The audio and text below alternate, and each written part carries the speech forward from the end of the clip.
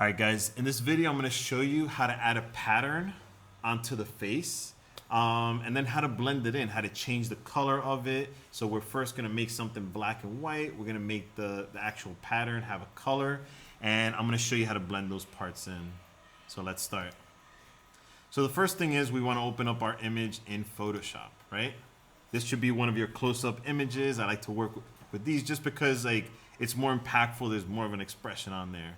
The first thing I'm gonna do, I'm gonna come with my tools right here. If for some reason you don't see your tools the same way I see mine, what I want you to do, go up here. Go to the top where it says Window, Workspace, Photography. Now, if photography is already clicked, just click Reset Photography. All right?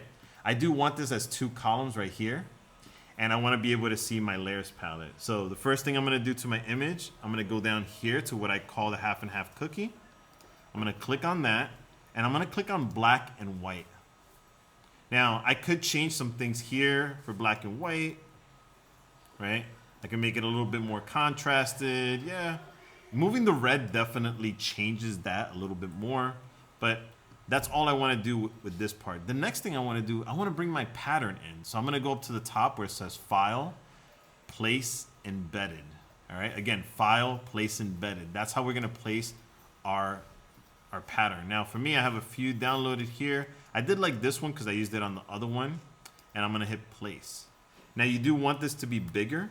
So while you have those little anchor things on the side, I'm gonna hold shift and I'm gonna pull the corner. Here's what happens if you don't hold shift, by the way.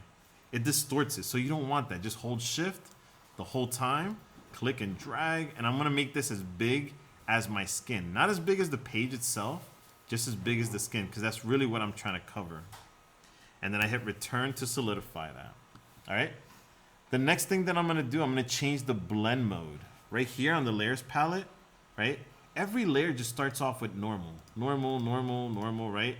But on this one that has my pattern, I'm gonna click on where it says normal and I'm gonna change it. There's so many, but I know that for mine, at least since I did it on the other one, soft light worked really well.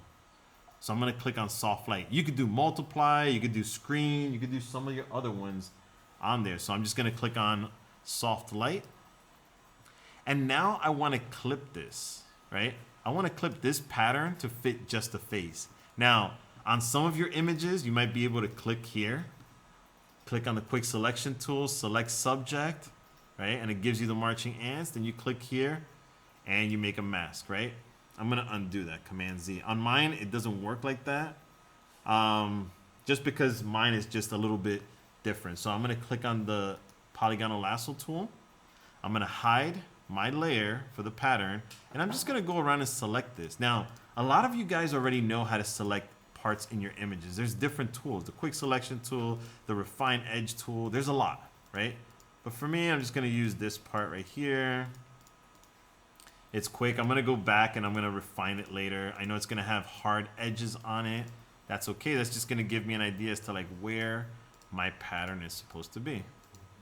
Now, once I click over here, I close it. You see my tool changes and I get the marching ants. If you want to take out other parts that you might have missed, you could hold shift or you could hold option. Option takes away. So I could come in here. I held option just at the beginning. And I could come around here, right? Make this a little bit better. Okay, I could spend hours on this, but I'm gonna click back on my pattern. I wanna show it, and then I wanna hit Japan flag. When you have the marching ants and you hit Japan flag, it creates a mask from those from the marching ants there. So Japan flag is down here in the layers palette. Click on it, and you can see it added it on there. It still doesn't look realistic. In fact, the edges look a little bit rough, right? I'm gonna clean that up in a little bit. Before that, I wanna click again on the pattern. I wanna click on my half and half cookie, and I wanna go to color, hue and saturation, but this is gonna allow me to color my piece. Now you can see it didn't do anything different, but it opened up this property layers right here. If I click on colorize, right, I could colorize that layer, but look at what's happening. It's coloring everything from the bottom. As you know, Photoshop works from the top down. So hue and saturation is affecting everything from the top to the bottom. Now, if I hold option, look at what happens there. If I click in between those two layers, Actually, if I just hover over it, holding Option, it gives me that little tool. That tool basically says to Photoshop, says, hey, the top layer or whatever layer is on top, apply it only to the one right below it. Boom. So now you see what that did? It's very slight, but it added it just to that layer. So hue and saturation is only being applied to the pattern layer right there. Now, I clicked on colorize. I could change the saturation. I could change the light or darkness, right? I could change the color right here. I could move it to blue. I could move it to this, right? It's looking pretty good, actually. When I'm looking at it right now, it looks pretty good. It's still not there. I still have to fix those edges, but I think changing this to be a little bit darker and this a little bit more saturated definitely helps, at least with my piece. Let's do an orange, actually looks really good, or that golden color. All right, now I gotta fix my actual mask. My mask is right here for my pattern. I'm gonna go on my brush. I'm gonna go to black as my fill color right there. So brush, black, and then my brush head. Usually you start off with this one right here, which is the hard round. But look at this, right? It leaves that mark right there. If I click on here and I move it to the soft round, I could do this, right? I can make it blend out a little bit better, right? It's very slight. It's almost like a spray paint type of an effect. But again, if you do white, it hides that part, or I'm sorry, it shows that part right there. So you could go around, and I'm just gonna hit the letter X, by the way, to flip these right here.